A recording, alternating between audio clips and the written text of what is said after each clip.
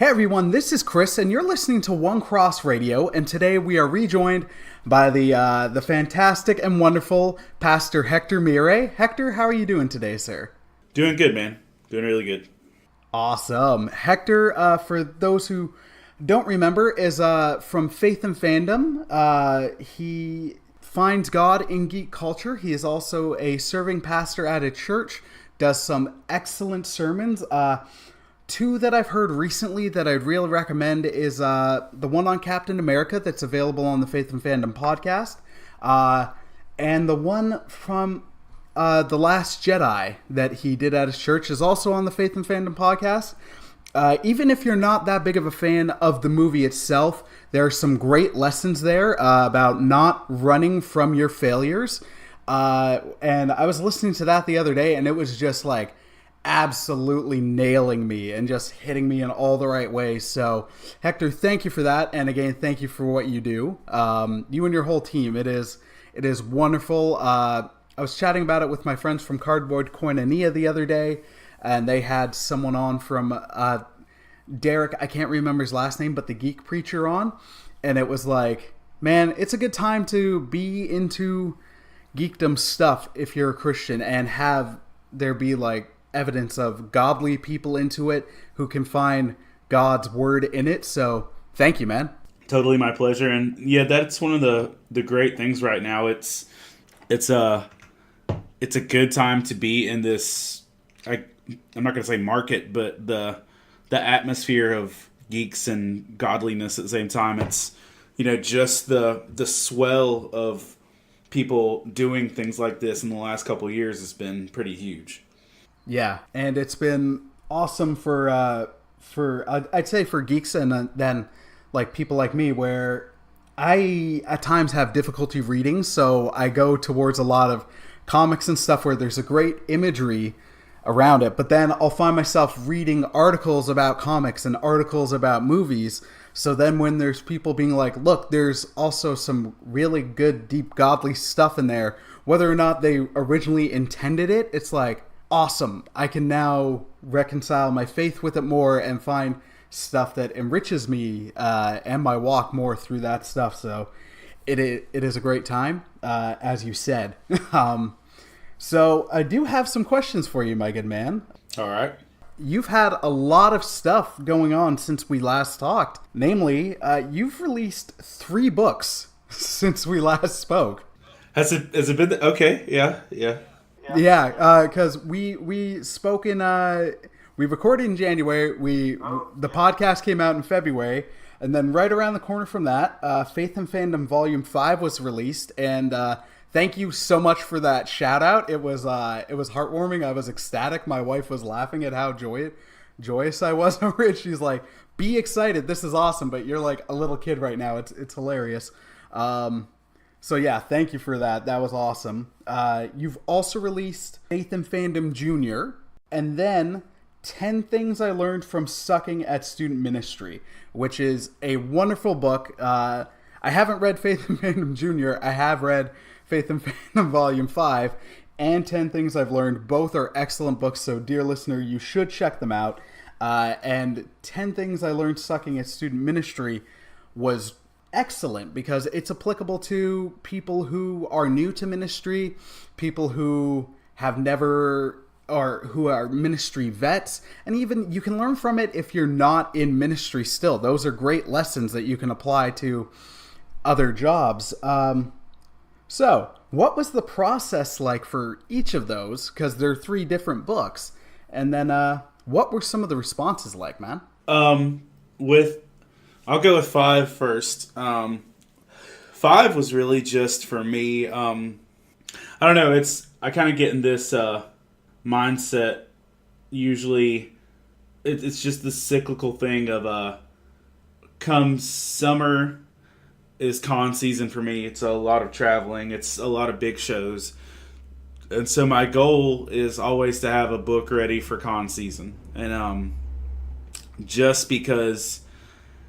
And it's not even for the sake of even really having the book out as much as it is, a lot of our cons have repeat people, where there are people who show up year after year to the same shows. Like a lot of the shows in my area I've been going to for like a decade, and you run into the same people. You develop con family, or there'll even be people that see you for 2 or 3 years in a row before they'll ever even talk to you. And so it's like those guys are still here. And so I try to have something fresh for con season each year, just because if someone walks by my table and it's been a year since they've seen me and they already have everything on my table, they probably won't even stop. And so that's been kind of like the goal with that. Just it's to keep it fresh for that. But with 5, personally, I think 5 is my favorite one. But I don't know if I say that for everyone or not when it comes out. But 5 has been my favorite just because I feel like 5 has like the most solid mix of anime, sci-fi, superheroes, comic books, new and old. I feel like it's the most well-rounded book in some senses. But I was just really satisfied with it, really happy with how it turned out. But usually the process is I'll start taking notes as early as May or June, and of what's going through my heart or mind in that process, and I'll make notes, and whether they're video devotionals on the Facebook page or just a couple sentences in scripture in my journal. I keep a separate journal for Faith and Fandom just to make notes down, and so with that process I'll do that, and I eventually will go back to look at my notes or look through the memes I've posted throughout the year to see like what really hit me. And so that usually I'll take notes until like October or November, and then usually November or October to somewhere between October and February I try and write the process out. And it's a good process. And you know, it's one of those frustrating things when you know you're coming towards the beginning of summer movie season and you're publishing a book, but you're about to miss the entire summer movie season, and people are gonna have to wait a year. It's like I think Infinity War came out like the week after or something. I sent this to publication. I was like, oh no. But what's like with book 5, there's a Guardians of the Galaxy Volume 2 chapter in there that I'd already done as a church service at a Myrtle Beach, South Carolina Comic-Con, but I did it like last May, so it's been a little over a year. Oh, nice. So some of this stuff sits around for a year waiting to be in the book, and then some of it's literally like 30 seconds before I send it to the publisher to get ready. But it was a good process for that. And then with the student ministry book, it really hit me that this past year was the first year I wasn't over a student ministry since I was like 16.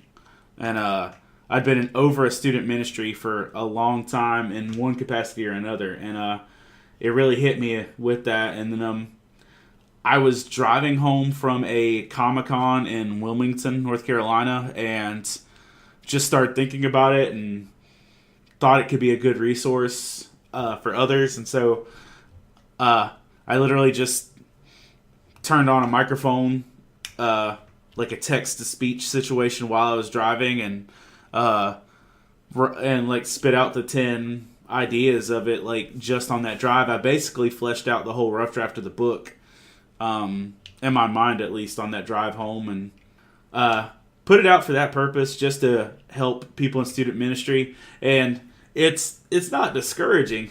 It's just one of those things that, you know, I took the last 5-6 years building a network around Faith and Fandom. This isn't a book for that. So it's like starting a new network. And because I'm also not actively in student ministry, it's like I don't really have that many places to put it right now. But I've had some churches adopt it.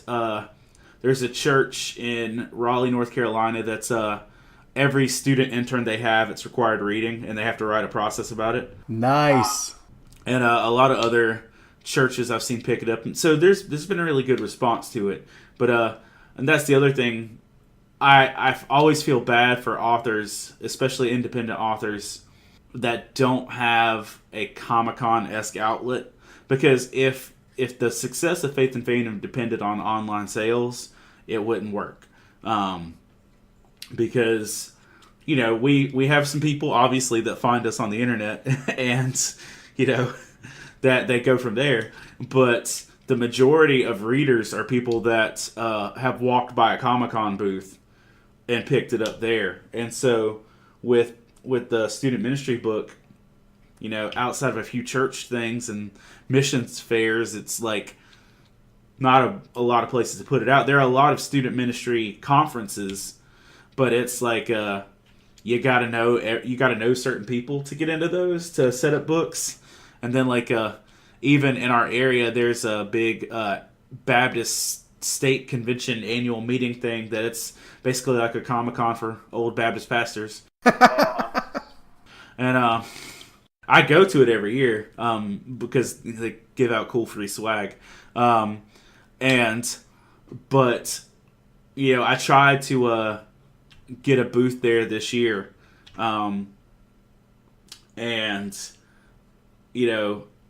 So in exploring that process, it was one, there's a waiting list that's like a year long. Two, it's $600 for a table, which the most expensive con I do is $300. So that's a lot. And then three, you're not allowed to sell anything. You can only put it out there for people to see it and maybe make orders after. Because Lifeway is the only one allowed to sell things at this conference. And I'm like, I can't mess with you. So it's just like, I can't do this. But it's a good process. It's a good resource. And honestly, I keep a couple copies of it behind the booth at Faith and Fandom at shows. And if I hear someone say, oh, I'm a youth pastor, blah, blah, blah, I could use this for my student ministry, I'll pull that one out and just give it to them. Because, put it in good hands and resources. So I think that one was just more cathartic, less of a mission-driven goal with it than it is with Faith and Fandom. It was just something put out. And then just honestly with the junior one, and, for the record, the junior one doesn't have any new chapters.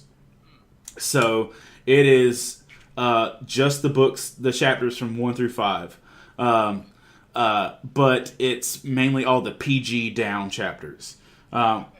Because, even on my own criticism level, there's a lot of kid stuff in some of the books, but all the books aren't kid friendly in the sense, not that I'm dropping F-bombs in the chapters or anything, but just the fact that the source material isn't for kids.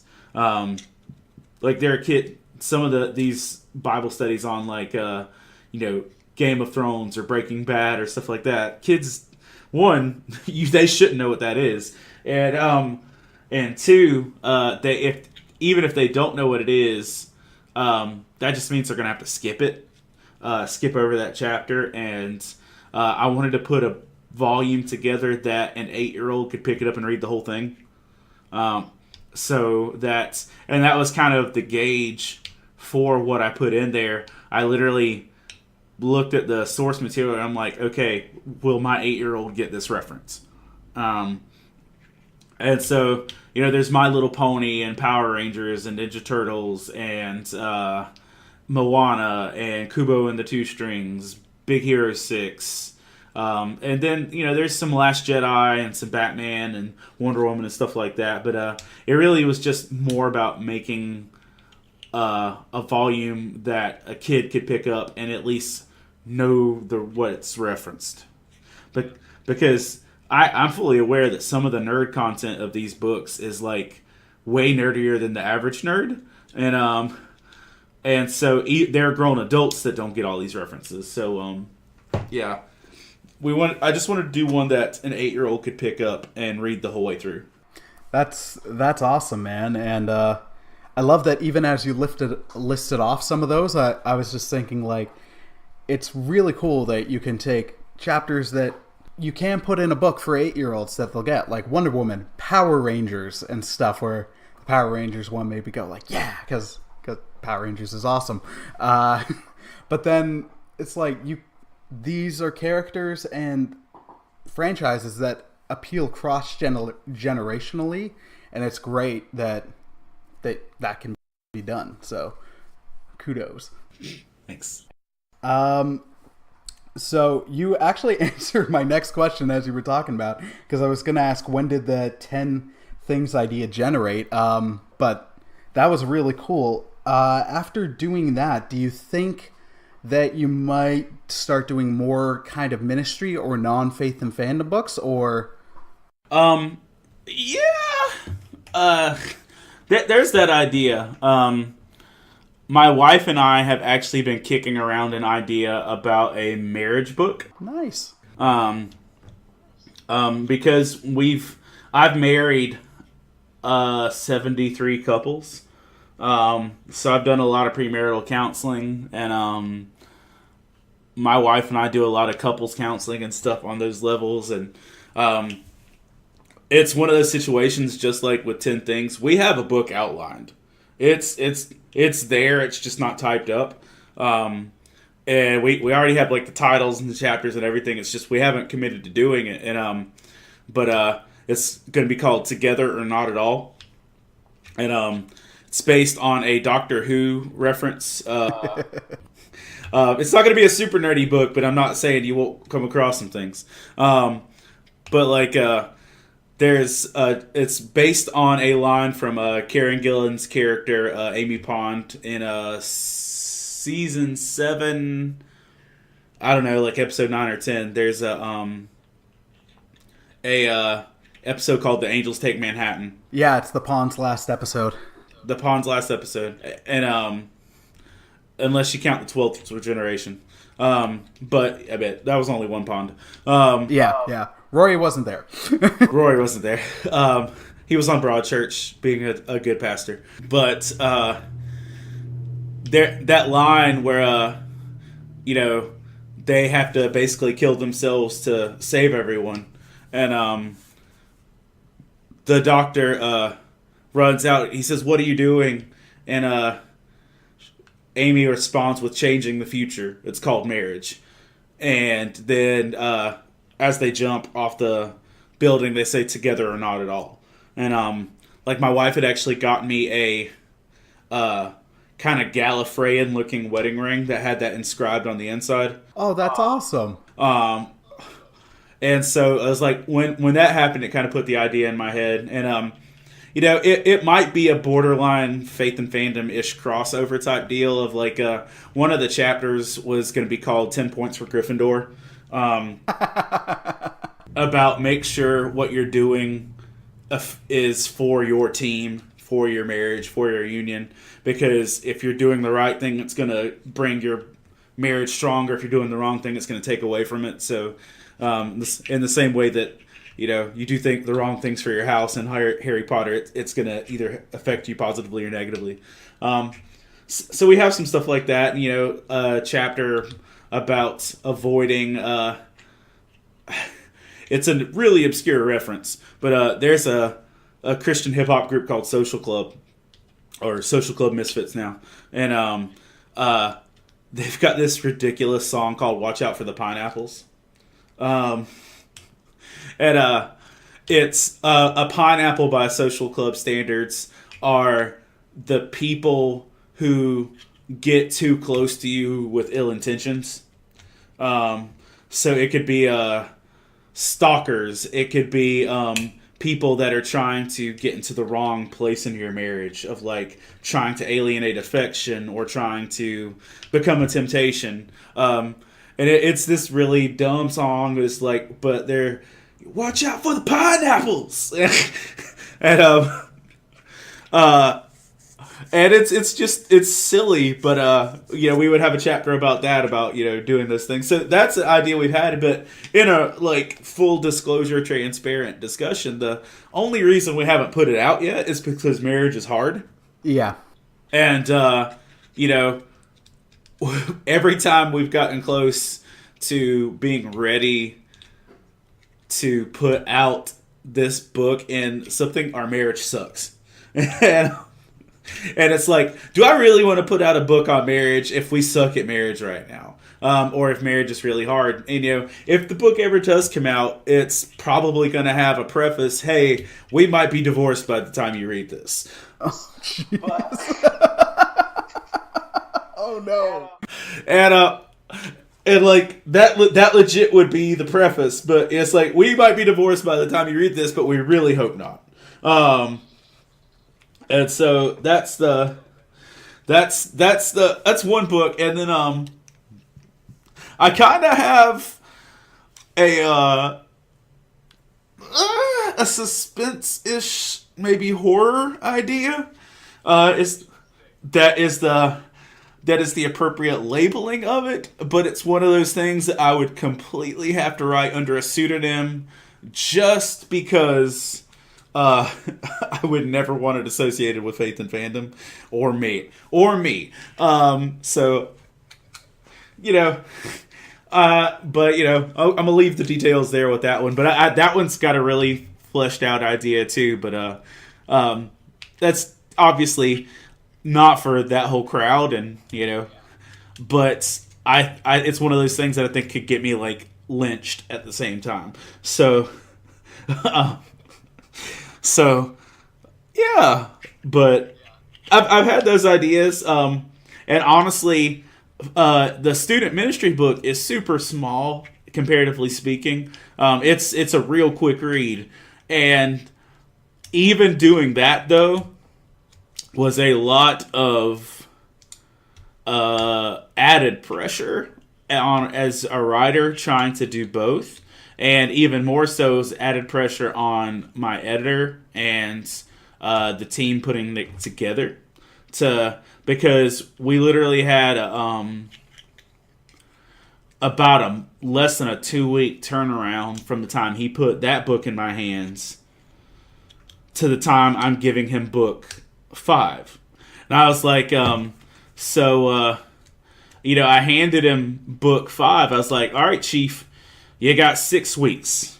You got, or 2-3 months. I forgot what it was, but like, I gave him a rough draft of book 5 by the 1st of March, I think. And I even gave him a countdown. If you edit this many chapters a week, you'll be at this point, and this point, and this point. And my editor, Timmy, sadly has learned a lot of his ministry and life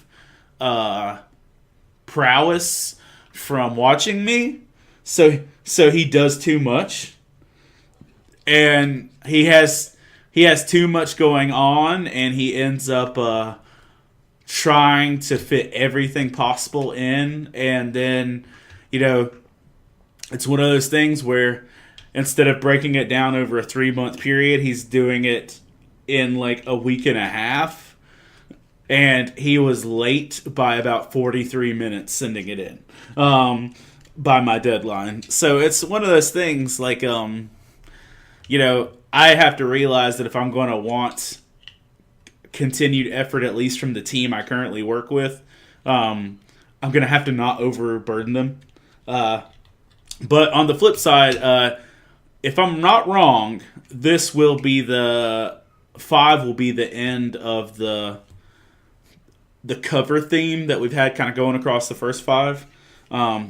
And Vincent, who's my booth sidekick, the guy who does all of our art for our booth, like for prints and stuff, he had never really messed around with digital coloring or digital art or anything like. He's always a pencil and paint person, and so I told him the idea I wanted for the kids book, and he said, "Well, I'll work on learning how to do this digitally," and so he sketched it out in pencil and then did all the coloring and stuff on a computer and scanning it, and then the whole process of, oh, it's too tall here, you've got to lower it here, and all these things. And so he got a good learning curve doing this book.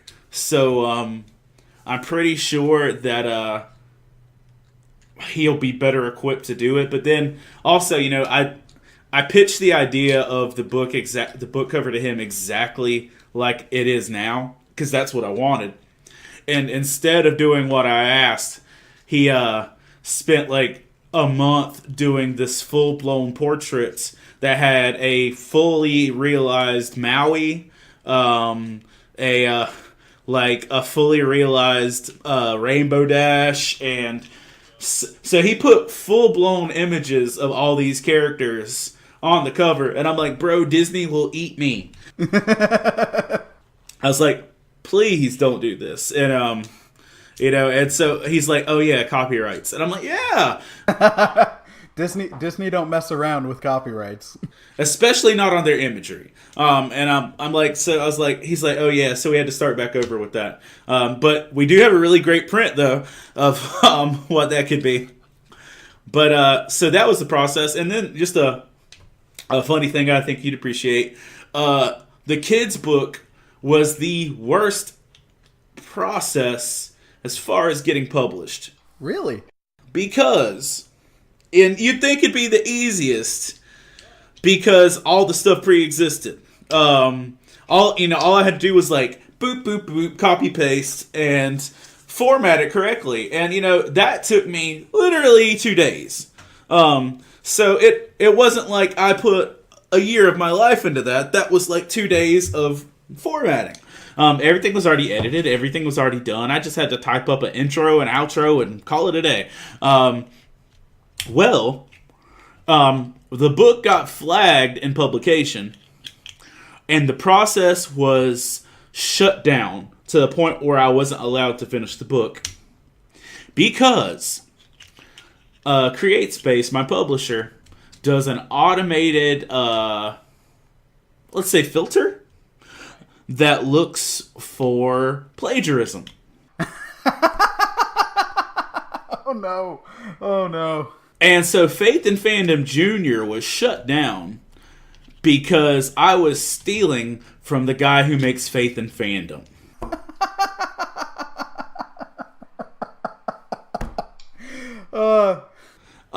So I had to appeal the process. And you're not allowed to talk to that department because they don't want to be manipulated. So you have to send in legal proof of everything belonging to you and that you wrote these things. And I had to send publication dates and order numbers and my copyright license and all these things. And it ended up being the hardest process to publish a book I've ever experienced. And then we went through all of that process because this past weekend was Raleigh SuperCon. It's the biggest show I do.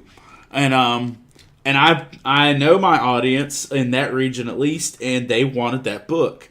So it made it down to the flipping wire of the books were arriving about 8 hours before I had to leave. Oh, man. Like, down to the wire. Well, then I get the email tracking thing that they lost them. So the books were published. The books were printed. The books were put on a truck with the U.S. Postal Service and shipped from Charleston, South Carolina, which is seriously a 3-hour straight drive from point A to point B. Like, I could make that in 3 hours, and you don't even have to turn. It's on the same road. They lost it. Like, somewhere between point A and point B, and they have no flipping clue where these books are. They disappeared from the face of the earth to the point that my publisher is like, we don't know what happened. We'll send you more. Well, it's a 2-week shipping process.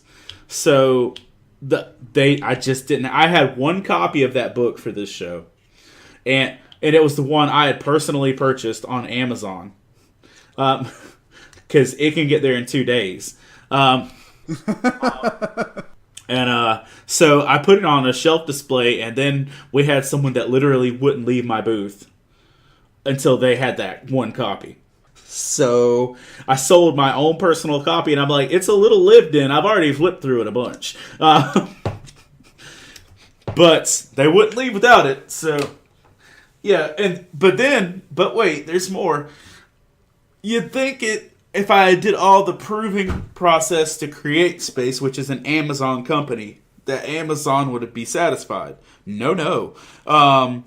Then when it came to Kindle, and I submitted the Kindle, it got flagged again. Oh my gosh. And I had to do the entire process over again just to put it on Kindle. And at that point, I'm like, you know what? I don't know if I even care enough to put this on Kindle. But I did it, and it happened. And, yeah. So it was a rough process, but it was, learning curve. I don't see myself doing a compilation book again for at least 5 years because I don't want to deal with that. Yeah, no kidding, man. Well, and if they could have gotten you on the phone, if the process was slightly different, being like, I am the author, I did this, I'm not even plagiarizing myself, it could have cut this whole thing down. Oh my gosh, goodness. All right, so my next question was, and you kind of just alluded to it, you've had a very crazy busy season recently. You've been at camps, you've been at cons, you just had the big one on this past weekend. Sorry, that's my dog Luna demanding attention. Oh my gosh, puppy. So, what have been some of your highlights from this past season? Sorry, give me a sec. I'm going to have to let her out. No problem. All right.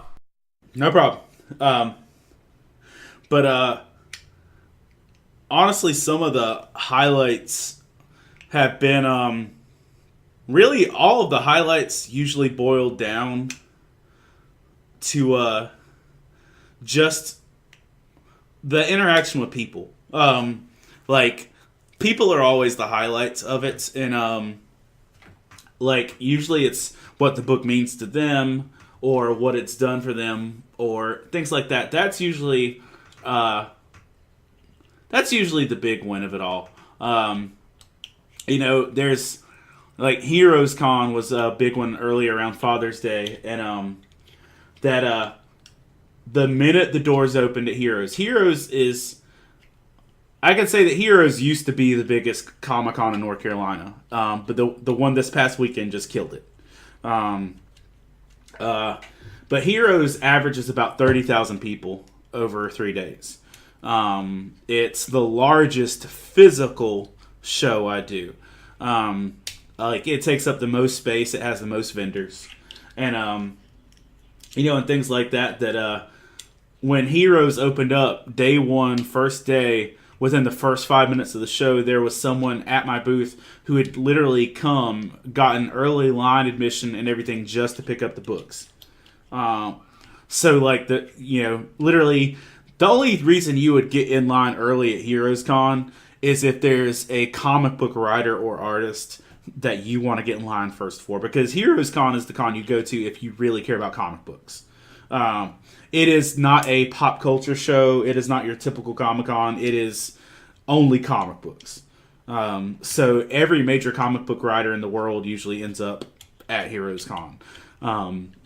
Legendary people. So the fact that someone got in the early admission line with all those people just to pick up my stuff made me giggle. But it's the reality of just kind of that we have established a firm place in this. That as with this past weekend, and there was a lot of highlights from this. This was one of my best shows general period this past weekend. But one of the things that I saw was that they put the Finding God and Geek Culture panel at this big Comic-Con at 8:30 at night. The show ended at 8. And so I was when I first thought of that, I'm oh, I was a little wounded. I was like, man, am I so bad that you got to put me, after the show is over? But I didn't have the right perspective of it because they treat their evening hours like prime time. So they save all their big stuff for after the show is over so it can be fully attended. Nice. And I can say this, this show has more people. This Comic-Con has more people attending it after the hours than most Comic-Cons have people attending it during. There were like 10,000 people in the building after the show was over. And so like, you know, it's they put me in the lineup with some really, I'm not gonna say weird things, but things that I'm like, okay, didn't see myself ending up here. But like, so the Faith and Fandom panel was at 8:30. At 9:45, was a full-blown stage production of the Rocky Horror Picture Show, featuring 2 of the original cast members. So 2 of the original people from the movie were doing the production, and so I was the warm-up for that.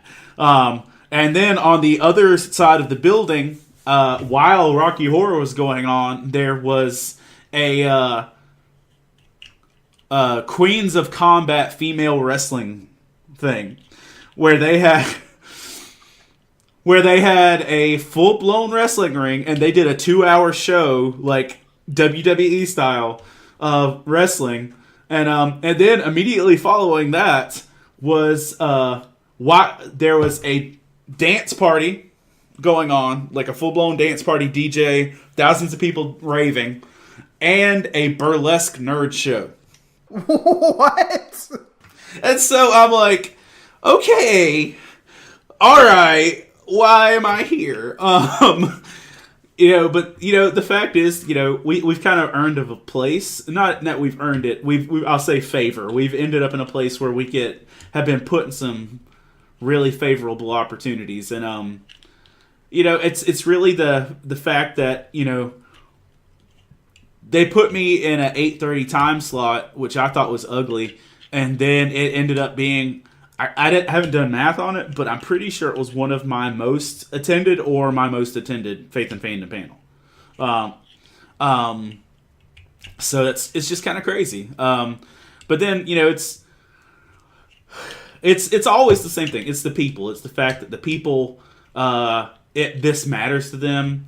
It's that we are put beside other artists that, you know, I'm always sandwiched between 2 other artists in Artist Alley. Doesn't matter the show, I'm usually sandwiched between 2 other artists, and 90% of the time they're people that aren't on our same belief structure, they aren't about the same way of life we are, and so, you know, they're stuck hearing me talk about Jesus for 3 days straight. And I guarantee that everyone at the booths beside me by the end of 3 days can tell you my whole spiel when someone walks up to the table. Because I remember my first year, I was beside a dude that made coasters. And I can tell you, it's made from this grade resin and heated to a temperature of this, and it can hold destruction, blah, blah, blah. I can tell you his whole coaster spiel by the end of day 2. And I guarantee these people hear me. But we also, you know, try and love on them and be kind to them to the point where, you know, we give Christianity a good name in comparison. But then, like, so we end up also becoming like family or the ministerial staff of a con, where, you know, we have people in Artist Alley that will pray with us, or that they'll come talk to us about their marriages, and sometimes it's not even Artist Alley. Like, I had a cosplayer that came to find me specifically to talk about some stress and anxiety she's been dealing with, and wanted me to pray with her. So it's things like that are still the highlights. But I got to again, favor of God. I don't even know how else to describe it. They put me right beside Tom King this weekend. And Tom King is currently the writer of Batman. And before that he did Vision. He's also doing Mr. Miracle. But Tom King is on issue 53 of a 100-issue series. And I can say wholeheartedly, he is the best Batman writer of my generation. I would say before that, Jeff Loeb. Before that, Scott Snyder. Grant Morrison was pretty decent. I was a fan of Grant Morrison, but Scott Snyder and Jeff Loeb were better. But Snyder, I'd say, was the closest equivalent. But this guy is the best Batman writer out there, and they put me right beside Tom King. And when I posted that I was beside him, some of my friends over at Geeks Under Grace, I'm not sure if you're familiar with them. Okay. I found their website recently, and then I saw a bunch of articles they had written about Avatar: The Last Airbender, which, as soon as I started reading those, I'm like, I love that show. I need to revisit it. And now I hit up their website weekly. Good. But I've worked with Geeks Under Grace before on a lot of things, and like one of their main dudes he said, I hope, he left on my Facebook that he hoped I would be a positive example of Christianity to him, because he had a negative response from Tom King at a show in regards to faith. And so like I went up, and there's a Wonder Woman and Batman story in book 5 of Faith and Fandom, and he wrote that. Well, he didn't write the Faith and Fandom part, but he wrote the story that it was based on. And so I took the 2 issues of that story and had him sign it. And so as he's signing, I'm like, look, man, this is my favorite story you've written. And he's like, really? Everyone hates this. And I'm like, no, this is my favorite one. And I go to tell him about how much it meant to me that he wrote a story about integrity and a story about faithfulness, and how much it meant to my 10-year-old daughter that Wonder Woman and Batman kept themselves pure in a situation they didn't have to.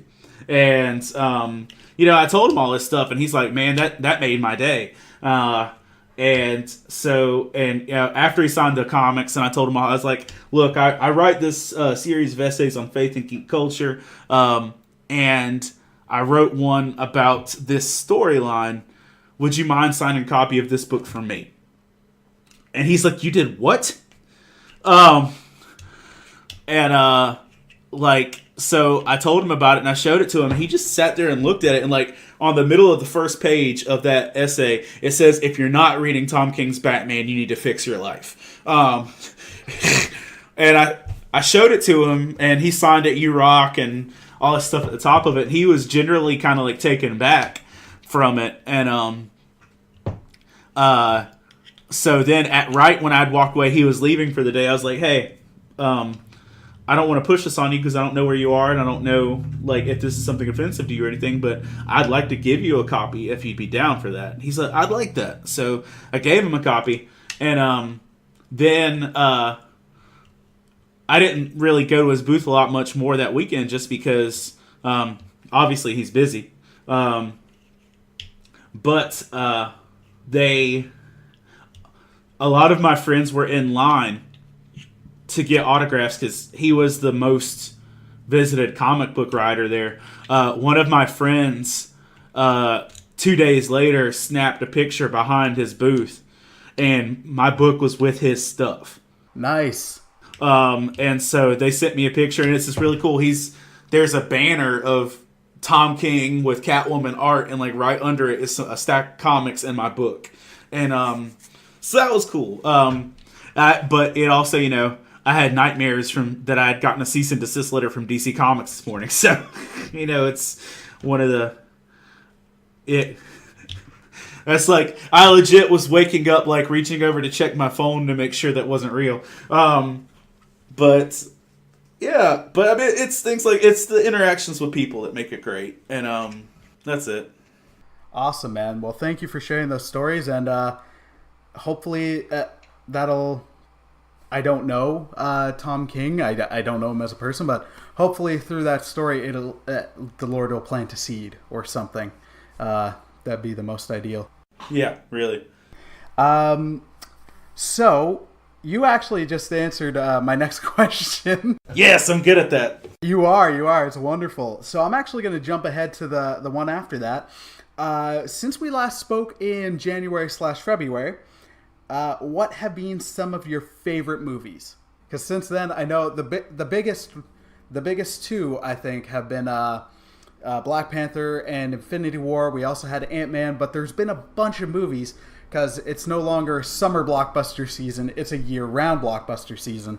There was Deadpool 2 in there as well, and I think going by your Instagram, you've also seen Teen Titans Go to the movies, which I'm looking forward to seeing. Yeah, so.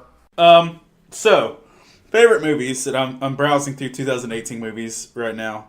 Wow, I didn't realize Infinity War was 2018. Yeah, I guess it was. So, Ready Player One. It's one of my all-time favorite books, and it means a lot to me personally. And I hated the movie on first viewing, to the point it made me sick. Like I walked out of the movie theater discouraged. But just because so much was changed, and it's like they took an 8-season series on Netflix and crammed it into an hour-and-a-half movie. But I went back with it just to enjoy it without being the book. And honestly, like, it's very enjoyable as long as you're not trying to compare it to the book. So that one I didn't enjoy at first, but it became a big one for me. I enjoyed that a lot. My wife and I really enjoyed A Quiet Place. The John Krasinski film, Jim from The Office. But he wrote it, produced it, directed it, and starred in it with his wife. So that was really neat to see, just him make that vision a reality. Deadpool 2, the Juggernaut. That's all I'm saying. It's like, spoilers, sorry. A little late for that. It's been out over a month, I think. Yeah. I think that's the at least that's my comfort point. Like, all right, it's been a month. Now it's on y'all. Like, we're talking about it. Yeah, I give it 2 weeks generally, but they did the Juggernaut right, and that made me super happy. I'll also say this: the soundtrack was fantastic. I've DJ'd a bunch of weddings since then, and every wedding I've DJ'd since then has featured the Deadpool 2 soundtrack. Because, In Your Eyes by Phil Collins, All Out of Love, Air Supply, a gorgeous acoustic version of Take On Me by Aha. And so, I've been using that nonstop at weddings and stuff. Let's see, Solo was okay. I wasn't wounded by Solo, but at the same time, I don't think I'd, buy it. I don't think I would. And I think maybe I bought Rogue One. I don't even know if I bought Rogue One. If I bought Rogue One, I haven't watched it. But it's, I don't know, it was good. But I don't know if I'd rewatch it a bunch. I saw it in theaters twice. And it was one of those things, when the day it came out, I was on a church pastor retreat. And I was like, and that was a condition. I was like, look, y'all, if you're going to have me out here on a Thursday night on this retreat, we have to watch Star Wars. It's like, because I'm a, if it's at all possible, opening night person. So I watched it with my staff. Well, after I watched it, I'm like, poop, I'm going to have to watch this with my kids. So it's like one of those things I would have skipped watching Solo a second time to have watched Deadpool 2 again. Incredibles 2 I enjoyed. But it was a little more adult than I really was hoping for with my kids. But at the same time, the villain was also super predictable. And that was discouraging to me that it was that predictable out the gate. But they also had Saul Goodman from Breaking Bad as one of the main characters. So that made me laugh the whole time, just hearing him. And my favorite surprise part of the movie was the fact that the Underminer was such a beast. When the Underminer popped out, 14 years ago, I was like, oh man, this kid's corny. This is a lame villain. And then he actually beat the snot out of Mr. Incredible, and that made me happy. That's where it was at with that. Ant-Man and the Wasp was fun. I thought Black Panther was the most well done Marvel movie, but not the most entertaining. I would put it as the Marvel equivalent of Wonder Woman. That it's extremely well done. It's extremely well made. Great vision, great execution. It means a lot to different cultures of people that haven't been represented well. But if I want to watch a fun superhero movie, it ain't that. Like, I would watch a Guardians movie any day of the week over Black Panther for just the sheer popcorn value of it. But yeah, there's that. And I did Teen Titans Go to the movies was hilarious, and I don't think I've heard my wife laugh that much out loud in our adult life. She laughed at that way more than I did. But the great thing was, we went on 9 o'clock on a Sunday night, so that's not exactly kid movie time, and we were the only ones in the theater. And so we could be super loud, and my kids had the ball just yelling along with the movie and stuff. And I was like, it was the first time Superman started talking. I'm like, is that Nicolas Cage? Oh my gosh, they made Nicolas Cage Superman, and flip it out about little things like that. And the fact that Deathstroke in this movie is Batman from Lego Movie makes me Will Arnett. Oh, good old Will Arnett. Yeah, Will Arnett, man, he's a gem. And so that and Stan Lee, man. Stan Lee's an awesome person. And that was just, there's a lot to it. And there's a big post-credits reveal that actually will matter to a lot of people. There's a whole generation of people that are going to be really excited about the post-credit reveal. I'm not going to say anything, obviously, because, it's not that soon, but definitely, it was fun. Infinity War, I've only seen once. Wow. Right? I'll probably be hitting up a dollar theater to see that again. I was just like, it was discouraging. I mean, I get it. It's supposed to be a discouraging story, but I'm like, my daughter ugly cried for a hot minute. My oldest one, when she loves Gamora, and when they chucked Gamora off, she literally just laid down and ugly cried in the theater. And so dealing with that, I was just like, wow, this was not fun. So I think I was just simple it. I was like, this was not fun. I don't care. Yeah, but I'll probably watch it again. But yeah, that's some movie thoughts. I don't know. Yeah. Hey, fair enough. Thank you for sharing those, man. The Infinity War surprised me the most because I was like, all right, he's probably seen it at least 2 or 3 times. But your feeling from that was kind of that's the feeling my wife and my family had when we saw Jurassic World Fallen Kingdom. At the end, we were just like, that was rough. It was just like the dinosaurs in life or death captivity for the whole thing. Sorry, spoilers. For the whole movie.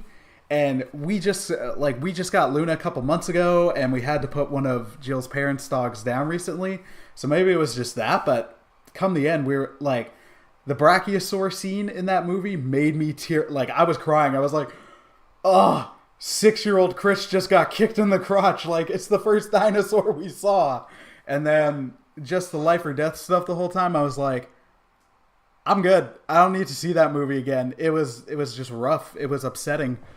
And then obviously the ending, I heard people at Comic-Con this weekend, that was a horrible life choice. What are they doing? But yeah.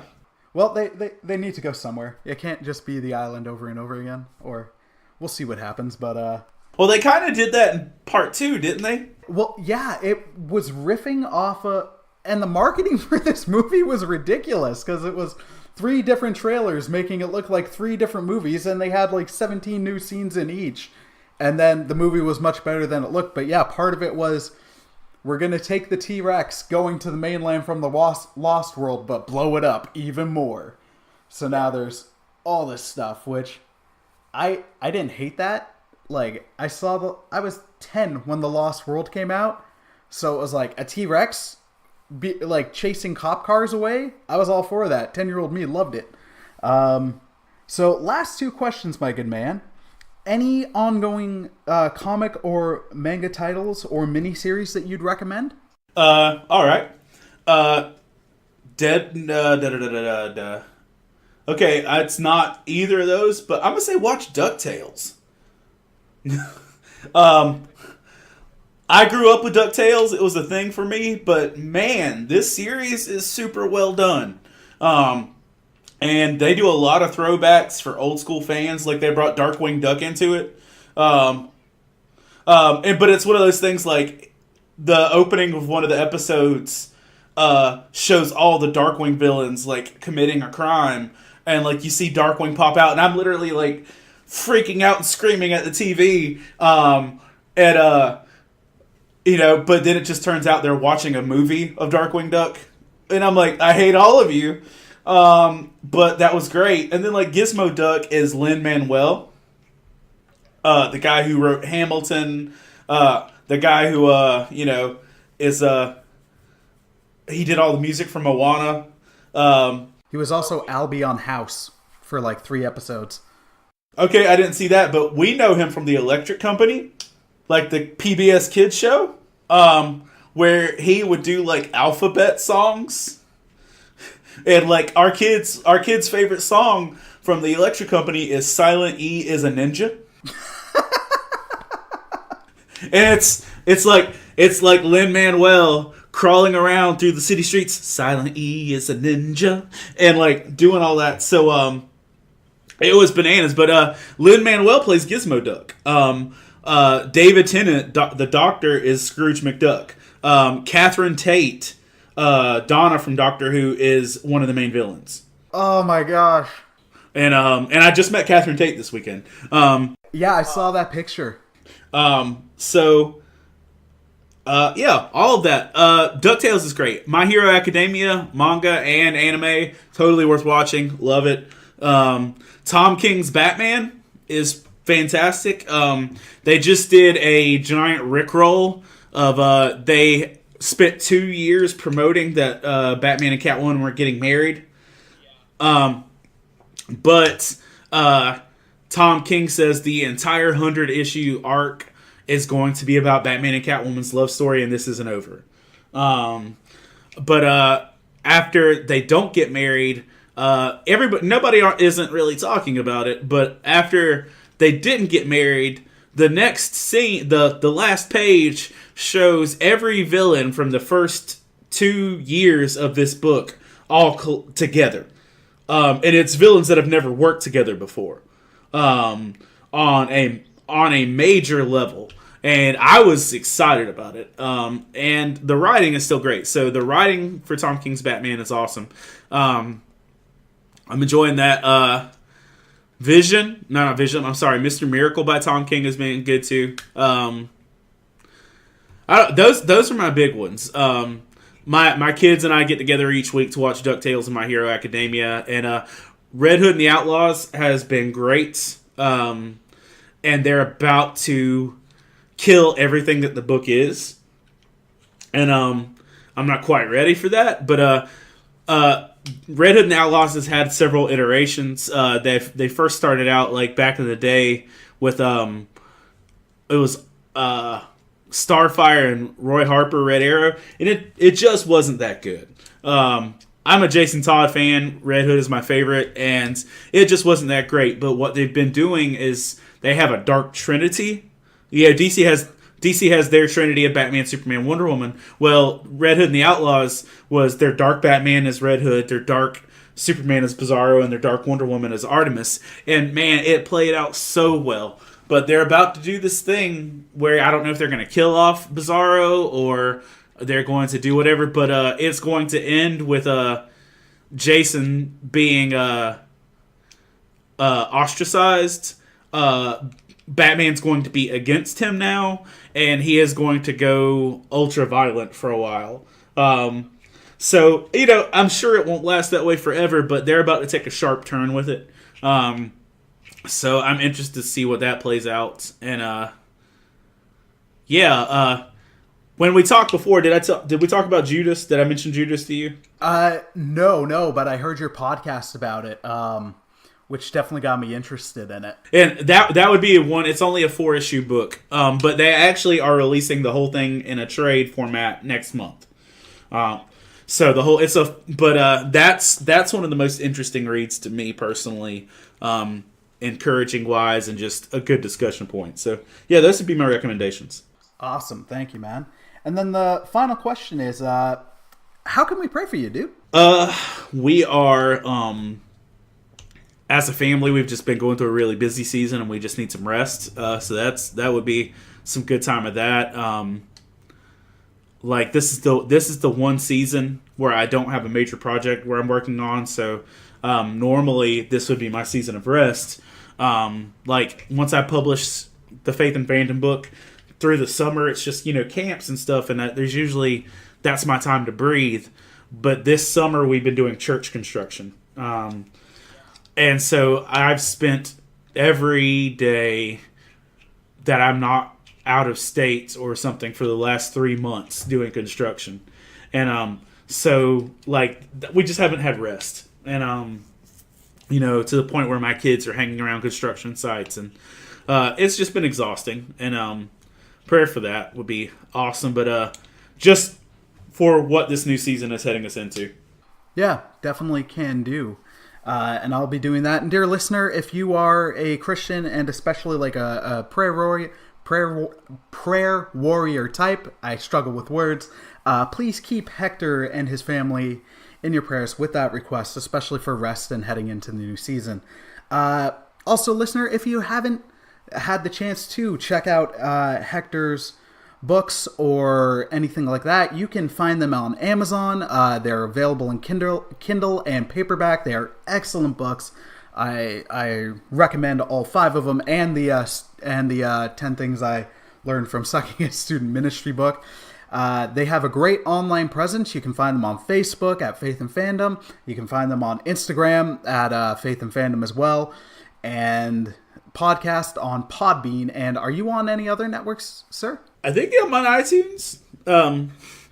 It's one of those, I like doing our podcast, but I don't do a lot of checking and maintenance. Our feed was set up to go into iTunes and to Google Play, so a lot as well as Podbean. So they should be there, and if they're not, at some point soon, I will check and make sure they are. Awesome. All right. Well, thank you so much for joining us again, man. It is always a pleasure to actually chat with you. I know we get to interact online a bit, but close to in person is always great. So thank you for taking that time out of your busy schedule, man. No problem. I appreciate it. Awesome. All right. Well, Hector, I hope you have a wonderful day. And dear listener, thank you for listening. I hope you enjoyed today's episode, and be sure to check out Faith and Fandom and pray for Pastor Hector and his wonderful family. Thanks for listening, and God bless, my friends. Take care.